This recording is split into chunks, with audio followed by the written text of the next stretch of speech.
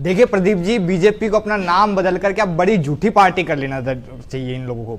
बड़ी बड़े बातें, बड़े बड़े वादे मोदी जी ने किए, भारतीय जनता पार्टी ने किए। महज 60 दिन के अंदर इनके तमाम वादे जो अब जुमला होना साबित शुरू हो गए हैं। देखिए, मोदी जी ने कहा था कि 1500 पेंशन करेंगे, बड़े बड़े होर्डिंग जयपुर में लगाए थे। अब वो 1500 पेंशन का वादा झूठा जुमला निकला, 1050 करके रुक गए। इन्होंने कहा था गेहूं पर एमएसपी देंगे, बोनस लगा करके 2700 रुपए क्विंटल के हिसाब से खरीदेंगे, उस पे ये लोग चुप्पी साध गए। इन्होंने कहा था एम्स के तर्ज पर रिम्स खोलेंगे, उसका जिक्र तक करना भूल गए। आज ये बात कर रहे थे बजट के अंदर की महिला, पहली बार एक महिला ने बजट जो है पेश किया, उसका बड़ा उत्थान कर रहे थे।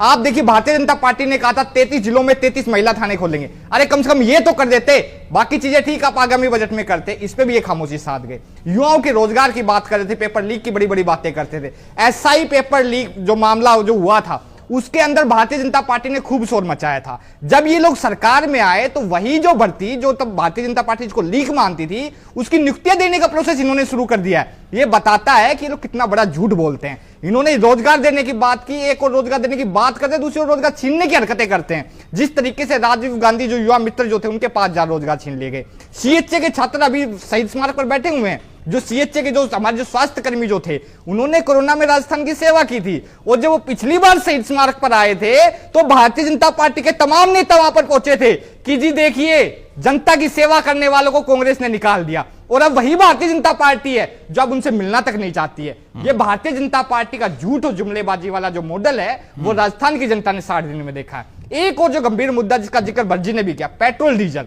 पेट्रोल डीजल पर मोदी जी ने बोला था, मोदी जी ने कहा था कि चुनाव होने दीजिए, सरकार बनने दीजिए, सबसे पहला काम Bharatiya Janata party petrol diesel के दाम घटाने के लिए करेगी। लेकिन आज पेट्रोल डीजल पर भारतीय जनता पार्टी बात तक नहीं करना चाहती है। चाहे केंद्र सरकार हो चाहे राज्य सरकार हो, दोनों ने पेट्रोल डीजल के मुद्दे पर खामोशी धारण कर लिए। जनता महंगाई के बोझ तले दबती जा रही है। ये कह रहे थे अभी अभी कर्ज दे दिया।